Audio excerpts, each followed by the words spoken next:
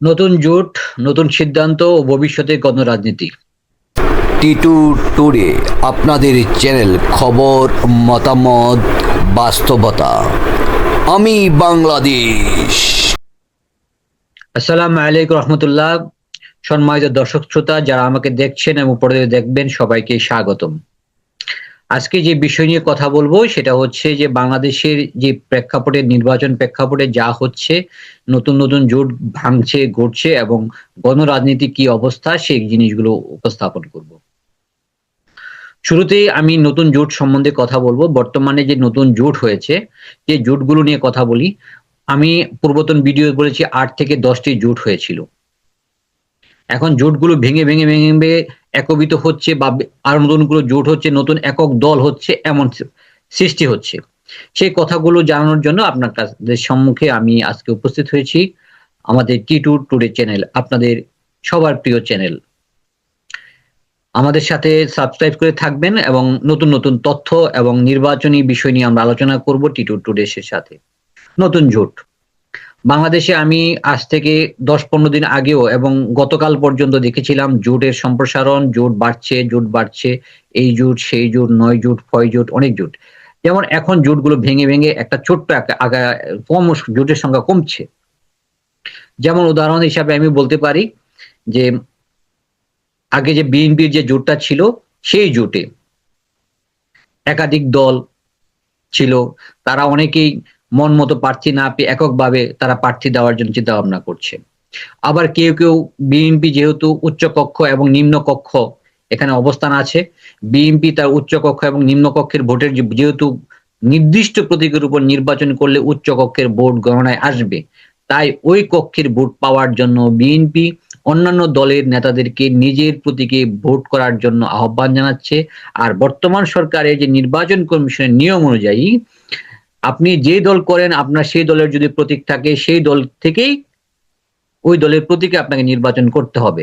যদি অন্য দলের প্রতীকে নির্বাচন করতে হয়, তাহলে ওই দল থেকে পদত্যাগ করে আপনি যে দলের প্রতীকে নির্বাচন করবেন সেই প্রতীকে নির্বাচন করতে হবে।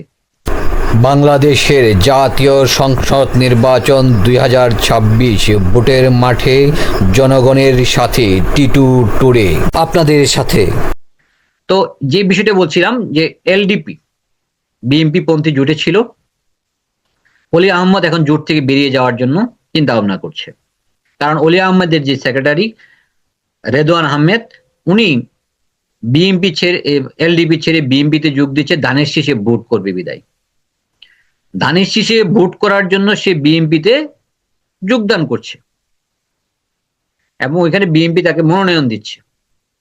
কারণ ধানের শীষে, কারণ সে যদি এলডিপি সে ভোট করে, ওইখানে ধানের শীষ বিএনপি দিতে পারবে না, কারণ সে তো এলডিপির লোক। যে দিতে না পারার কারণে তিনি এলডিপি থেকে এখন উনি বিএনপির প্রার্থী হিসেবে ধানের শীষে নির্বাচন করবে, বিএনপির প্রার্থী মানে বিএনপির লোক হিসাবে।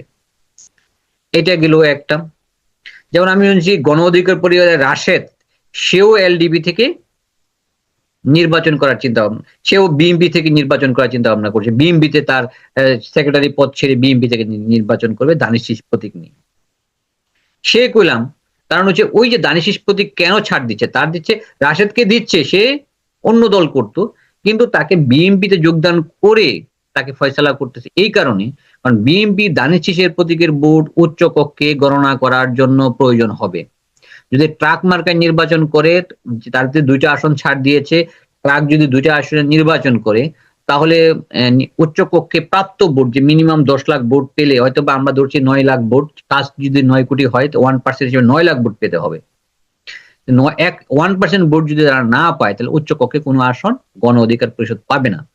তাই তারা ২টা আসন নিয়ে সন্তুষ্ট থাকতে যাচ্ছে, আবার ২টা আসন এমন ভাবে নিয়ে নিচ্ছে যে ধানের শীষ প্রতীক নির্বাচন করতে গেলে ধানের শীষ তাদের দলকে বিলুপ্ত করে বা দলকে ছেড়ে এসে, নুরু হয়তো বা ছাড়বে না, অলি আহমেদ যেমন ছাড়ছে না, তাদের যে দুজন সাধারণ সম্পাদক, দুইজনই ধানের শীষ প্রতীক নির্বাচন করতে গেলে তাদের যে পদ, দলীয় পদ, সাধারণ সম্পাদকের পদ ছেড়ে এসে ধানের শীষ প্রতীক নির্বাচন করতে হবে, ধানের শীষের অর্থাৎ জাতীয়বাদী দলে যোগ দিতে হবে। সেই ক্ষেত্রে আরেকটা জোট, ইসলামিক জোট যেটা আছে জামাত ইসলাম, তারা প্রত্যেক দলের নিজ নিজ প্রতীকে নির্বাচন করার সুযোগ দিচ্ছে, যে আপনার দলের নির্বাচনে আপনি করেন, এটা নিয়ে কোনো সমস্যা নাই। কিন্তু সুযোগ দিচ্ছে, কিন্তু ওই যে উচ্চকক্ষের আসনের ক্ষেত্রে তারা একটা বিশাল বড় ছাড় দিচ্ছে। সেই ছাড়টা নিয়ে তারা কাজ করছে। আমি এই সম্প্রতি একটা জোট দেখেছিলাম যে এনসিপি এবং রাষ্ট্র সংস্কার আন্দোলন এবং ইয়ার জোটটা যেটা এই এবি পার্টির জোট, তারাও জামাতের জোটে আজকে নাকি শুনলাম যে ৩৫টা আসন নিয়ে আলোচনা করে এবং জামাতের জোটের সাথে এই জোটে যোগ দিচ্ছে। তারা যে এখানে যোগ দিচ্ছে, তারাও জামাতের প্রতীক নিয়ে নির্বাচন করবে না। এনসিপির শাপলাকলি নির্বাচন, রাষ্ট্র সংস্কার হয়তো বা জামাতের প্রতীক নিয়ে নির্বাচন করতে পারে, দাঁড়িপাল্লা, এটা ভিন্ন কথা। কিন্তু এখানে যে এবি পার্টি তার ঈগল প্রতীক নিয়ে নির্বাচন করবে। একদম কনসেপ্ট ক্লিয়ার এটা রাখেন। তো এবি পার্টি যদি ওইভাবে নির্বাচন করে, তাহলে তারাও তো একাধিক আসন পাচ্ছে। তারা প্রায় 11টা আসন নাকি শুনছি তারা এবি পার্টি নিবে। সুতরাং তারা যে 10 লক্ষ ভোট পায়, উচ্চকক্ষে একটা আসন পাবে। সবাই উচ্চকক্ষের চিন্তা করে একমাত্র ইসলামিক জোটটাই যার যার প্রতীকে নির্বাচন করছে 8টা প্রতীক, এখন আর 2টা প্রতীক যোগ হলে আর 10টা প্রতীক হবে, যেহেতু রাষ্ট্র সংস্কার আন্দোলন নিবন্ধন পায়নি। তাহলে 10টা প্রতীক, এই 10টা প্রতীকে যদি নির্বাচন করে আলাদা আলাদা উচ্চকক্ষে হয়তো 1টা 2টা আসন পেতেও পারে অন্যরা। সেখানে ইসলামিক জোটটা এরা পাবে। আরেকটা জোট হচ্ছে এনডিএফ জোট। এখানে যারা এই আগে হাসিনা সরকারের সাথেও ছিল, তারা প্রতিবারই নির্বাচনে থাকে, তাদের সাথেও ছিল এবং বর্তমানে নির্বাচনে তারা করবে। তাদের জোটে অ্যাভেলেবেল প্রায় 18টা 20টা দল আছে। তারাও একাধিক প্রতীকে নির্বাচন করবে। ঠিক, কেউ সাইকেল মার্কায় নির্বাচন করবে, কেউ হয়তো বা ছড়ি মার্কায়, যদি ছড়ি মার্কায় এখানে থাকে, কেউ হয়তো বা হারিকেন মার্কায় নির্বাচন করবে। এই একটা জোটের প্রবণতা হচ্ছে। তো যে জিনিসটা আমরা এখানে বলতে চাচ্ছি যে এই যে জোটগুলো, যে একটা জোট ভেঙে আর একটা জোটে ঢুকে যাচ্ছে শুধুমাত্র প্রতীকের জন্য। আবার বিএনপি পন্থী যারা, বিএনপি জোটগুলো যে দলগুলো আছে, তাদের দলগুলো ভেঙে তারা এই দলে শরিক হচ্ছে। কেন শরিক হচ্ছে? তারা বিএনপি থেকে নমিনেশন, অর্থাৎ তারা বিএনপির ধানের শীষের ভোটটা যেন বেশি পড়ে, ধানের শীষ যেন বেশি প্রার্থী দেয়, বেশি প্রতীকের প্রার্থী। এই জিনিসগুলো মাথায় রেখে, উচ্চকক্ষর কথা মাথায় রেখে বিএনপি, যেহেতু পিআরে আমরা জানি যে 4টা অপশনের উপর পিআর হবে। কি কি অপশন? একটা হচ্ছে রাষ্ট্র সংস্কার, জুলাই সনদ, হ্যাঁ, তার একটা হচ্ছে যে ওই তত্ত্বাবধায়ক, আর একটা হচ্ছে উচ্চকক্ষ বিষয়, 3 নম্বর হচ্ছে উচ্চকক্ষ, এবং সর্বশেষ যেটা হচ্ছে জনগণের যে সুরক্ষা আইন। এই জিনিসগুলোর উপর পিআর উপর 4টা বিষয়ের উপর একটা ভোট, হা ভোট, শুধুমাত্র হা বা না কি চার কিনা। আমরা জানি এখন বর্তমান পরিস্থিতিতে সবাই হা ভোটের পক্ষে চলে আসে, যদিও পিআর এর ক্ষেত্রে কিছুটা বিএনপির অবজেকশন ছিল। এখন আর সেই অবজেকশনটা তাদের নেই। তারা যেটা চাচ্ছে যে ভোটটা যেন সঠিক সময়ে হয়। এবং বিএনপি আজকে তারেক রহমান ফিরে এসেছে, বিএনপি মনে করছে যে তারেক রহমান ফিরে আসার মাধ্যমে তারা হয়তো বা ক্ষমতায় চলে আসছে, কিন্তু না। ভোটের সমীকরণ একদম ভিন্নভাবে, ভিন্নতর, যত দিন যাচ্ছে, সময় যাচ্ছে, বারবার এটা চেঞ্জ হচ্ছে, পাল্টি খাচ্ছে।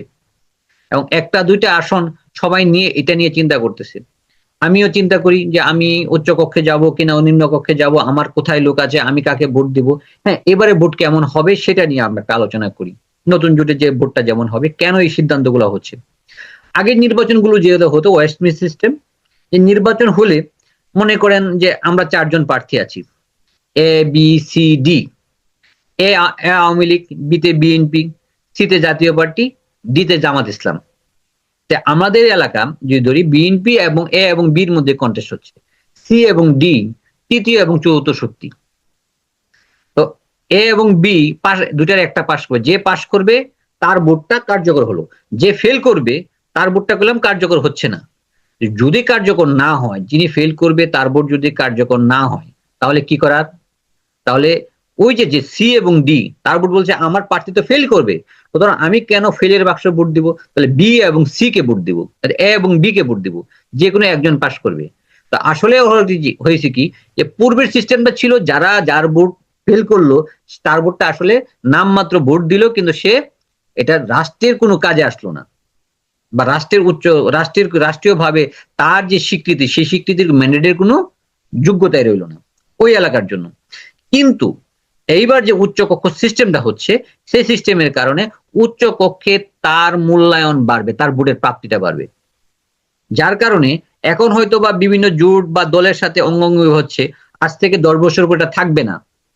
এটা আমি একটা ভবিষ্যৎবাণী করে গেলাম, আজ থেকে 10 বছর পরে এই সিস্টেমটা তা থাকবে না, ভুলণ্ঠিত হবে। সেই ক্ষেত্রে কি করা যায়? এই যে জোটগুলো হচ্ছে, সি এবং ডি, এবার বললাম সি এবং ডি যদি প্রতীক থাকে, যেমন মনে গোলাপ ফুল মার্কা, সে কারো জোটের সাথে যাবে না, 300 আসনে সে নির্বাচন করবে। আমি ভালো করে বলি, বিভিন্ন জায়গায়ও বলি যে গোলাপ ফুল মার্কা সম্বন্ধে বলি, সে কোনো আসনে হয়তোবা জয়লাভ করবে না। একটি আসনও জয়লাভ করার সম্ভাবনা আছে, এটা হচ্ছে ফরিদপুর সদর আসন। ধরলাম সেটা তো জয়লাভ করবে না, কিন্তু সারা বাংলাদেশ ব্যাপী সে ন্যূনতম 20 লক্ষ ভোট পাবে। তার মরিদান আছে, বিভিন্ন শুভাকাঙ্ক্ষী আছে, এটা 20 লক্ষ ভোট পেতেই পারে, এটা অস্বাভাবিক কিছু না।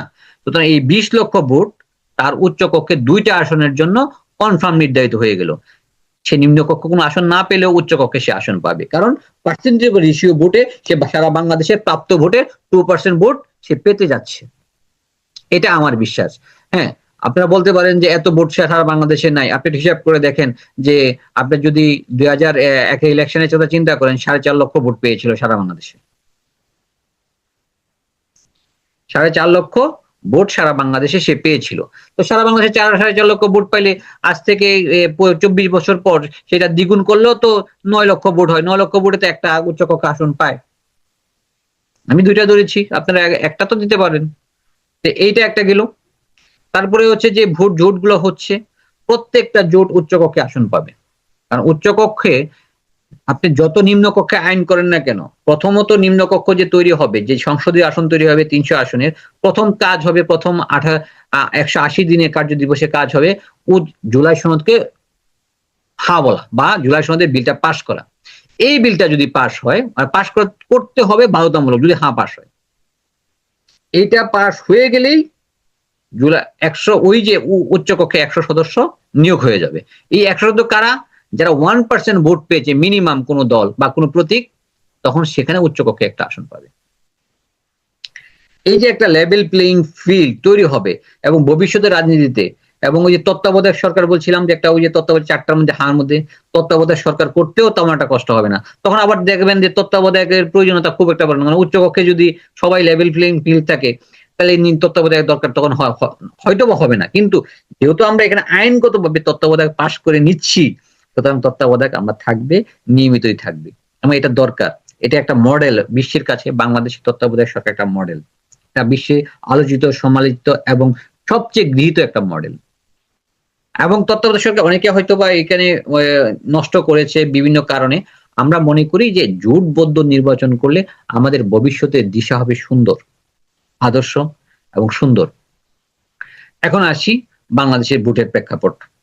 আমি যদি ধরি যে বাংলাদেশে 3 থেকে 4টা বা 5টা জোট নির্বাচন করবে, এবং স্বতন্ত্র প্রার্থীও নির্বাচন করবে, অনেকে বিদ্রোহী প্রার্থী হবে, যেহেতু জোট তাকে মনোনয়ন, দল তাকে মনোনয়ন দেয় না, জোটের খাতিরে এখানে ছেড়ে দিয়েছে, বিদ্রোহী প্রার্থী হবে। বিশেষ করে বিএনপির ক্ষেত্রে এটা হচ্ছে, এটা অলরেডি দেখলাম। যেমন রবিন ফারহানা স্বতন্ত্র প্রার্থী হচ্ছে। তারপরে আমি দেখলাম যে গাজীপুর 1 এখানে তানভীর আহমেদ সিদ্দিকীর ছেলে, উনি আনারস প্রতীকে লেবার পার্টি থেকে প্রার্থী হচ্ছে। উনি গেলেন বিএনপি করতো, ব্যারিস্টার সাহেব বিএনপি করতো, এখন তিনি লেবার পার্টি থেকে আনারস প্রতীকে প্রার্থী হচ্ছে। সুতরাং এখানে আরেকজন বিএনপির প্রার্থী হচ্ছে, সেখানেও বিএনপির ভোট কিছুটা হলে কমে যাবে। কারণ বিএনপির লোকজনই বিদ্রোহী প্রার্থী হচ্ছে, বিএনপির সাথে ভাগাভাগি হচ্ছে, তাহলে ওই দানের শীষের প্রতীকে নিয়ে যে ভোটটা করলেন, লাভটা কি হলো? আরেকজন তো বিদ্রোহী প্রার্থী হয়ে সে ভোটটা কমলো, সেটা কারণ বিএনপিরই ভোট ছিল। এমন হবে যে এত পরিমাণ বিদ্রোহী প্রার্থী হবে, আমি সারা বাংলাদেশে ধরেছিলাম যে বিএনপি টোটাল কাস্টিং ভোটে 35% প্লাস মাইনাস ভোট পাবে। এখন বিদ্রোহী প্রার্থী যদি বেশি হয়ে যায়, বা স্বতন্ত্র প্রার্থী যদি পাশ করে আসে কিছু, যেভাবে বাংলাদেশে স্বতন্ত্র প্রার্থী আছে, আমাদের হাদি ভাই স্বতন্ত্র প্রার্থী, হাদির আসনে হয়তো বা কোনো স্বতন্ত্র প্রার্থী দাঁড়াবে, সেখানেও বিএনপির অনেকটা ভোট কাটা যাবে। হাদি ওইখানে জায়গা যাবে মির্জা, যেমন মির্জা আব্বাস সাহেব ফেলও করতে পারেন, অনেক হয়তো আমার দ্বিমত পোষণ করতে পারেন। কারণ এটা হাদি ভাইয়ের ইম্প্যাক্ট। হাদি ভাই যে রাজনীতি চেয়েছে, যে দেশ চেয়েছে, যে শাসন চেয়েছে, যেভাবে আমরা চিন্তা করি, আমরা 5 বছরের চিন্তা করে আমি এখন সাজাচ্ছি না, আমি 50 বছরের রাজনীতির কথা বলছি। হাদি ভাই যেটা বলে গেছে 50 বছরের রাজনীতি কি হবে, সেই জিনিসটাকে আমাদের আত্মায় রাখতে হবে।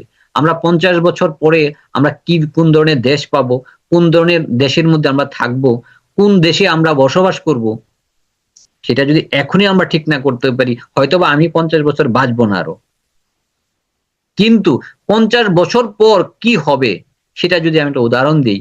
এই যে মহাতির মোহাম্মদ, উনি পেনাংয়ের রাস্তাটা করেছিলেন 1997-98 সালের কথা। ওনাকে সংসদে জিজ্ঞাসা করা হয়েছিল যে আপনি যে এই রাস্তাটা করেছেন, এই রাস্তাতে তো কুকুর বিড়ালও যাবে না। কিন্তু উনি ক্ষমতা ছাড়ার কিছুদিন পর পরই এই রাস্তা এত আয় সুলভ হলো যে এখান থেকে রেভিনিউ আসতে শুরু করলো। একটা এখন বর্তমান সময়ে ওই রাস্তা থেকে যে পরিমাণ রেভিনিউ আয় করে মালয়েশিয়া সরকার, অন্য কোনো রাস্তা থেকে রেভিনিউ আয় করে না। উনি বলেছিল আমি আপনার বা আমার সন্তানের জন্য বা আমার সন্তানের আপনার জন্য বা আমার সন্তানের জন্য এটা বানাইনি, এটা আমার নাতিপুতিদের জন্য বানিয়েছি, তারা এই রাস্তা ইউজ করবে। কিন্তু তার নাতিপুতি এখনো ওই রাস্তা ইউজ করবে কি, তারাই ইউজ করে যাচ্ছে যারা ওইসব সংসদে ছিল। তাদের নাতিপুতি সন্তান 100 বছরের জন্য সিল দিয়ে বেরিয়েছি। সুতরাং আমরা এখান থেকে বলতেছি আমরা 50 বছর পরে বাংলাদেশকে পৃথিবীর বুকে জনশক্তি সম্পন্ন একটা উন্নত দেশ দেখতে চাই। এবং সেই রাজনীতির জন্য এই যে জোটগুলো হচ্ছে, মানুষ সিদ্ধান্ত হচ্ছে, ক্ষমতা বিকেন্দ্রীকরণ হচ্ছে, এবং এই জিনিসগুলো নতুন নতুন সিদ্ধান্তগুলো আমাদের জীবনে ইফেক্ট ফেলবে। তারেক রহমান আজকে বাংলাদেশে এসেছে, তাকে সাধুবাদ জানাই। আগামীর বাংলাদেশ গড়ার জন্য তাকে সামনে রাখতে চাই, জামাত ইসলামকেও সামনে রাখতে চাই। আমরা সর্বমত নিয়ে বহুদলীয়, জিয়াউর রহমানের প্রতি রেসপেক্ট জানিয়ে বলছি, উনি বহুদলীয় গণতান্ত্রিক যে প্রবর্তক, গণতন্ত্রের মানুষপুত্র, সুরাদ্দির মতো বলতে হয় যে উনি গণতন্ত্রের পুনঃজাগরণ দাতা। শহীদ জিয়াউর রহমান যেভাবে ইসলামকে ভালোবাসতেন, সে ইসলামের প্রতি ভালোবাসাটাকে আমরা যে দলই আসুক ইসলামকে ভালোবেসে ইসলামী মূল্যবোধকে সামনে রেখে আগামী দেশ গড়বে, আমরা এই আশাবাদ ব্যক্ত করি। মানুষের কাছে আমরা মানুষে যাব, মানুষের কাছে বোঝাবো জনগণের অধিকার কি, জুলাই সনদ কি, জুলাই সনদকে কেন হা বলবেন, আপনার ভোটের মূল্যায়ন কোথায়। তাই এই যে নতুন সিদ্ধান্তগুলো হচ্ছে, ভোটের মূল্যায়ন যে বললাম, যে আগে যেটা হতো যে 4 জন, এই যে কথা ছিলাম 4 জন সংসদ এ বি সি ডি, যে ডিসি কে আমরা ভোট, ডিসি লোকজন এ আর বি কে ভোট দিয়েছি, তার ওই ভোটগুলো এইবার করলাম এরকম হচ্ছে না, ডি আর সি ওরা করলাম ভোটগুলো নিজেকে দিবে। কারণ তার হয়তো বা ওয়েস্টমিন সিস্টেমে ওই পদ্ধতি এখানে কাজ করছে না, কিন্তু উচ্চ কক্ষে যায় এটা হিট করবে এবং উচ্চ কক্ষের জন্য আসন বরাদ্দ থাকবে। সুতরাং আমরা বলতে পারি উচ্চ কক্ষ নিম্ন কক্ষ যেহেতু হচ্ছে, আমাদের দেশটাতে কেউ আর ফ্যাসিস্ট হতে পারবে না। এই নতুন রাজনীতি, এই নতুন সিদ্ধান্তগুলো আমাদের জন্য মঙ্গল বয়ে আনবে, এটা আমাদের বিশ্বাস করি। এবং গণরাজনীতিতে আমরা একটা বিশাল ভূমিকা রাখতে পারবো এবং মানুষের কাছে মানুষের ভালোবাসায় নিয়ে যে পুষতে পারবো। সবাইকে ধন্যবাদ জানিয়ে এখানে শেষ করছি। আল্লাহ হাফেজ, আসসালামু আলাইকুম ওয়া রাহমাতুল্লাহ।